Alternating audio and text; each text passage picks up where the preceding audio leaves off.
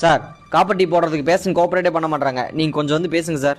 நான் பேசினாலும் ஒத்துக்க மாட்டாங்கப்பா. ஏன்? தக்காளி காப்பர் டீ ஆம்பளைக்கு போட்டு அவன் எப்படிடா கோஆபரேட் பண்ணுவான்?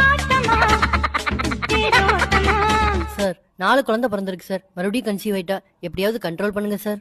ராஜா இந்த வாட்டி கண்ட்ரோல் எங்கிட்ட இல்லப்பா, உங்ககிட்ட.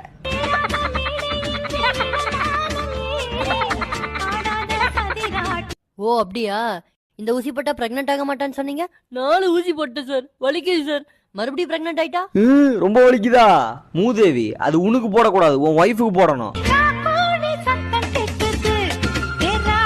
ஏப்பா உனக்கு 2 ஒய்ஃபா? சார் கவர்மெண்டே 2 ஒய்ஃப் வச்சுக்கலாம்னு சொல்லுது. இங்க பாருங்க.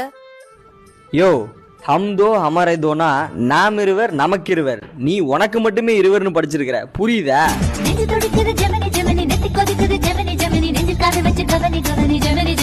கலைச்சிடலாம் சார். இந்த குழந்தை வேணாம் சார். கலைக்கணுமா? யோ அதானே பீரோல அடிக்க வச்ச துணியா கலைச்சு போட்டு போறதுக்கு? ஒரு உயிர் எப்படி ஃபார்ம் ஆகுதுன்னு தெரியுமா சார் உங்களுக்கு? பல லட்சம் உயிரணுக்கள் சேர்ந்து ஒரு கருமுட்டையோட இணைஞ்சுதான் சார் உயிர் ஃபார்ம் ஆகுது. உங்க குழந்தைக்கு என்ன சார் நார்மலா இருக்குது சார், ஸ்கேன் ரிப்போர்ட் நல்லா இருக்குது சார், அதை போய் கலைக்கிறேன்னு சொல்றீங்களா சார்? சார் ஒரு ஹஸ்பண்ட் நீங்க புரிஞ்சுக்க முடியலன்னா யாரு சார் புரிஞ்சுப்பா? உங்களுக்கு என்ன சார் பிரச்சனை? சார் பிரச்சனையே நான் ஹஸ்பண்ட் இல்லைங்கிறது தான் சார்.